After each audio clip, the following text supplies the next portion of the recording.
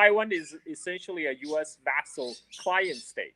And U.S. have these little client states all over the world, and under the pretext of protecting all these U.S. protectorates from, all the government that we don't like. That is why we have to post our military, thousands of miles from home. We have to send our military halfway around the world to protect these countries that basically nothing but the U.S. client states. Mira que ya viene la revolución, para que se asustan será pa' mejor. Es el pueblo entero el que ya está gritando, viva la revolución. Iranian nuclear weapons development. They have turned the island into a communist hellhole. The experiment in Venezuela has failed completely.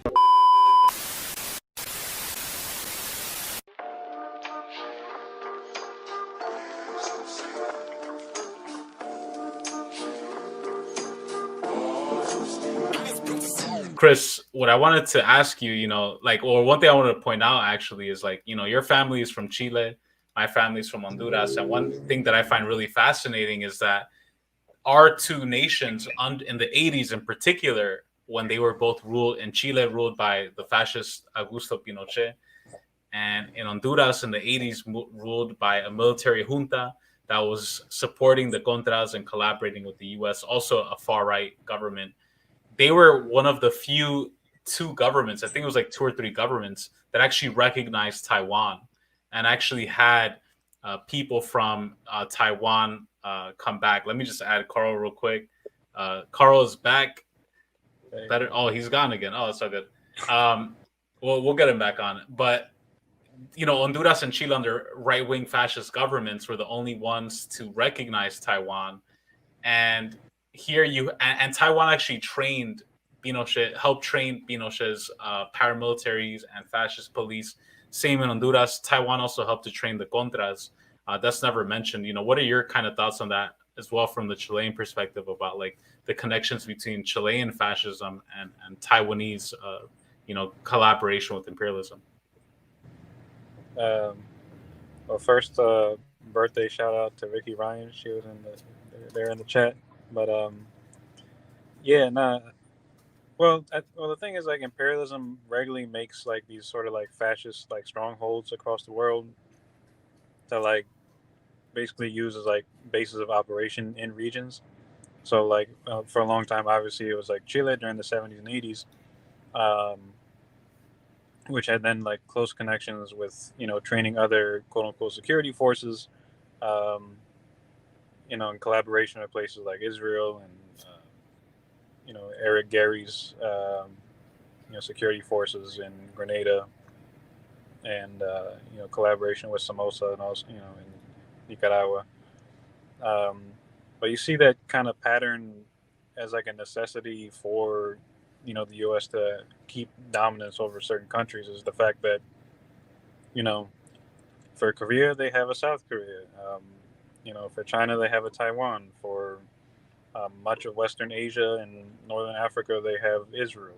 For much of Latin America, they have a Colombia. Or even the place that's so mercilessly used as a base of operation for the military. One of the main places is Puerto Rico, which is especially heinous. Just for the fact that they're literally just kept imprisoned as a nation. But yeah, it's not different than what, it's for these purposes, so that, when the U.S.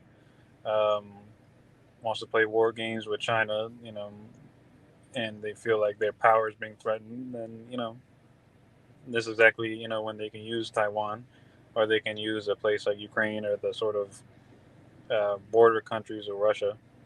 And they're very much threatened by the fact that there are, countries that are looking to establish a multipolar world order, that actively challenges U.S. imperialism in a very real material way. And, U.S. control over and imperialist control over resources in the world. So, yeah. Yeah. That's such a great point. Like every region has kind of like its own version of Taiwan. Like there's the Taiwan in Latin America, in the Middle East, Israel. By the way, shout out to comrade Erica Keynes. Love you, Erica. Erica's such a dope comrade. I got a chance to meet her in LA. Happy birthday to you. Got to get you some cake or something next time you're out in LA.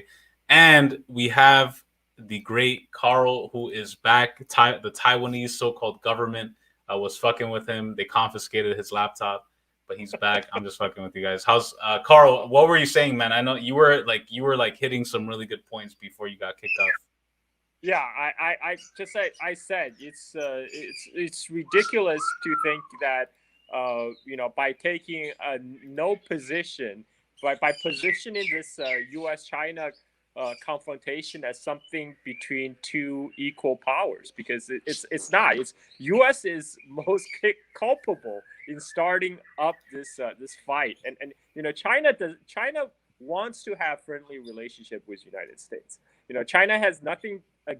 China is fine with carrying on trade with everybody. It's the U.S. that felt threatened by the rise of China because we have to be number one, right? It's inconceivable if another country eclipses United States as a world's number one economic power, and that's why they're doing this right now, because United States ruling elite understand they only have about 10-year time window before the Chinese economy decisively surpass of that United States. And beyond this 10 years, even if U.S. want to contain China, you will not be able to. So they felt like they have to do something right now. And that is why you're seeing increasing provocations regarding to Taiwan. And also, I heard the conversation of what you guys say about U.S. have these Taiwan everywhere. Yes, because Taiwan is essentially a U.S. vassal client state.